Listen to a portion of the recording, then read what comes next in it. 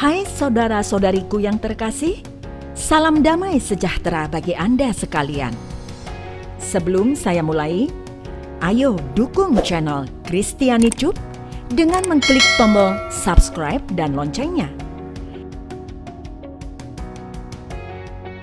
Seorang arkeolog maritim baru-baru ini telah mengajukan sebuah teori bahwa Raja Salomo, seorang raja Israel yang menguasai sejumlah besar kekayaan menurut Alkitab Perjanjian Lama, mendanai ekspedisi pertambangan Venesia ke Spanyol. Namun para arkeolog dan sejarawan yang tidak terlibat dalam pekerjaan peneliti bersikap skeptis. Sean Kingsley, direktur perusahaan konsultan RightWatch, telah menerbitkan teorinya di RightWatch Magazine, mengemukakan beberapa argumen untuk mendukung gagasan ini. Argumennya berkisar dari operasi penambangan Venesia di sepanjang sungai hingga nama-nama Alkitabiah di daerah yang terkait dengan penambangan serta bagian-bagian dalam Alkitab Ibrani yang tampaknya menghubungkan Salomo dengan bangsa pelaut Venesia dan sebuah kota Spanyol potensial yang terkenal dengan kekayaan mineralnya dalam Alkitab Ibrani. Jika klaim ini benar, itu berarti Raja Salomo adalah seorang penguasa perkapalan kuno. Alkitab Perjanjian Lama mencatat bahwa Salomo sangat kaya dan mengerjakan banyak proyek konstruksi, dan perannya dalam perkapalan dapat menjelaskan dari mana ia memperoleh kekayaannya. Orang Venesia berkembang di seluruh dunia Mediterania antara sekitar 1500 hingga 300 sebelum Masehi. Berbasis di tempat yang sekarang disebut Lebanon, mereka berlayar ke seluruh Mediterania, mendirikan pemukiman dan jaringan perdagangan hingga Portugal. Kingsley memulai penelitiannya sekitar 10 tahun yang lalu, namun tidak berharap mendapatkan penemuan penting. Sejujurnya, ambisi saya cukup rendah, katanya dalam sebuah pernyataan. Penggalian arkeologi selama abad terakhir telah menemukan sisa-sisa operasi penambangan Venesia di dekat sungai Rio Tinto di Spanyol Barat Daya, katanya. Sejumlah lokasi zaman modern di sepanjang sungai Spanyol itu memiliki nama Alkitabiah seperti Bukit Salomo, kata Kingsley. Lebih lanjut, ia mengklaim bahwa artefak perak yang ditemukan di Israel memiliki pola isotop timbal yang mengindikasikan bahwa perak tersebut berasal dari Spanyol. Namun para peneliti yang melakukan analisis tersebut mengatakan kepada Life Science bahwa perak dari Spanyol tidak tiba di Israel pada zaman Raja Salomo, melainkan sesudah pemerintahannya. Lalu ada bagian Alkitab Ibrani yang menjelaskan bagaimana Salomo dan ayahnya Raja Daud mendapatkan bahan mentah untuk proyek konstruksi mereka dari seorang raja bangsa Venesia yang bernama Hiram, yang berasal dari kota Tirus di Lebanon modern. Kingsley berteori bahwa Hiram mengirim ekspedisi pertambangan ke Spanyol dengan dukungan finansial dari Salomo. Bagian-bagian dalam Alkitab Ibrani juga mengacu pada sebuah tempat bernama Tarsis yang menurut Alkitab memiliki kekayaan mineral yang melimpah. Itu juga merupakan tempat Yunus berusaha melarikan diri dari kehadiran Tuhan ketika Tuhan menyuruhnya pergi ke Niniwe menurut Alkitab Ibrani. Kingsley mengklaim bahwa Tarsis terletak di lokasi yang sekarang adalah Spanyol dan bahwa Salomo membiayai perjalanan Venesia ke daerah itu. Bagian-bagian dalam Alkitab Ibrani yang membahas bagaimana Hiram menyediakan bahan-bahan untuk Daud dan Salomo untuk proyek konstruksi mereka adalah bukti untuk gagasan bahwa Salomo membiayai perjalanan Venesia, kata Kingsley.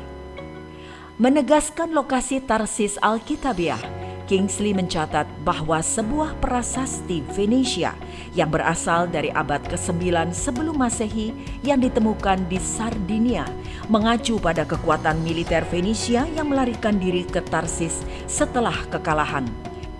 Spanyol dekat dengan Sardinia, tempat prasasti itu ditemukan, tulis Kingsley dalam artikel itu. Catatan Yunani kuno juga menyebutkan sebuah kota bernama Tartessos yang terdengar mirip dengan Tarsis yang berkembang di Spanyol Selatan, tulis Kingsley. Apa yang muncul di Spanyol Selatan tidak dapat disangkal. Penemuan tanda tangan bangsa Venesia tersebar dengan berlimpah dari Rio Tinto menuju Malaga. Tidak diragukan lagi bahwa kapal-kapal timur dekat berlayar ke tempat itu pada tahun 900 sebelum Masehi. Kata Kingsley, mengacu pada bukti arkeologi untuk pemukiman Venesia dan operasi pertambangan di Spanyol.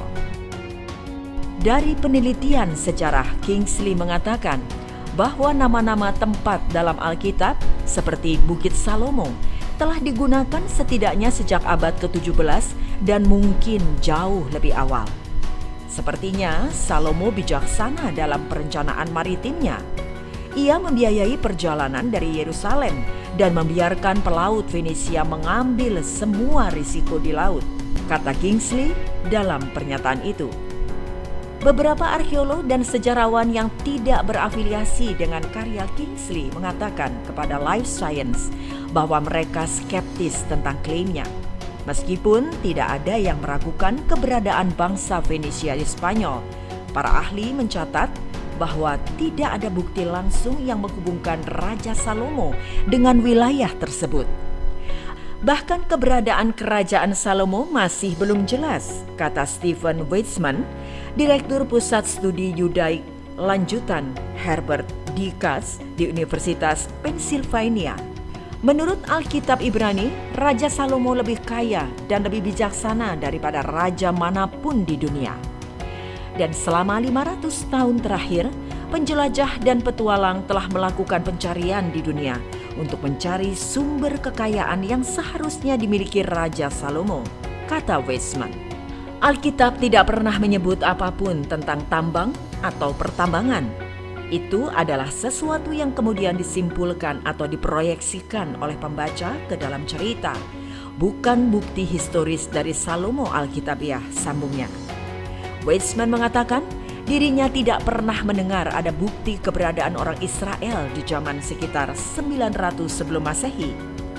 Ia menjelaskan pemukiman Venesia memang sudah muncul di Spanyol pada tahun 1100 sebelum Masehi. Namun menyimpulkan keberadaan orang Venesia dengan sumber kekayaan Salomo adalah sebuah lompatan kesimpulan, katanya. Menurut Alkitab, Salomo mengirim kapal dari tempat bernama Ezion Geber yang merupakan kota pelabuhan di Laut Merah, dan mereka kembali dari tempat bernama Ofir, syarat dengan emas dan harta karun lainnya.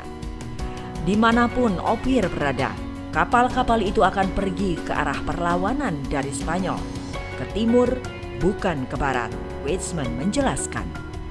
Arkeolog juga membantah argumen Kingsley yang mengaitkan artefak perak yang ditemukan di Israel dengan Spanyol. Berdasarkan semua data ilmiah yang tersedia, perak pada zaman Salomo yakni abad ke-10 sebelum Masehi tidak tiba di timur dari Iberia, kata Ayelet Gilboa, seorang profesor arkeologi di Universitas Haifa. Hanya di kemudian hari, sesudah pemerintahan Salomo, perak dari Spanyol mulai tiba di Israel, tambahnya.